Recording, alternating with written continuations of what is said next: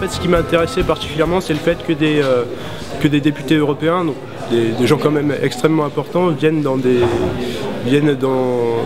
institutions, notamment des universités où il y a énormément d'étudiants à la rencontre des jeunes. Le fait qu'on pose des questions, que après elles soient posées par Fabien Cazenave, et puis aussi le fait qu'ensuite des intervenants, enfin des personnes du public puissent directement parler, directement s'adresser en fait aux eurodéputés.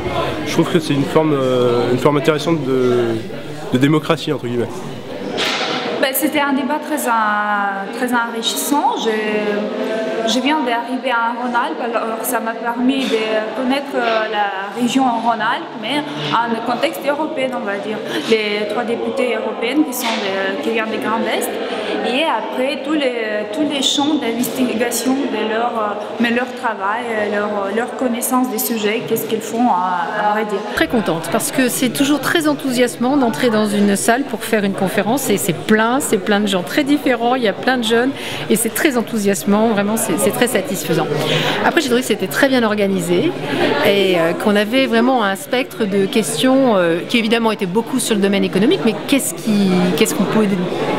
on peut pas écarter ça évidemment d'un revers de manche, mais qu'on a pu vraiment aborder plein de sujets. Et donc je suis ravie qu'on ait pu confronter des idées, qu'on ait pu se frotter avec mes collègues aussi sur certains sujets, trouver des accords sur d'autres. En gros, on a fait aussi à l'image de ce qu'est le Parlement européen dans son fonctionnement quotidien, c'est-à-dire la confrontation d'idées, pas toujours d'accord, mais on fait avancer les choses.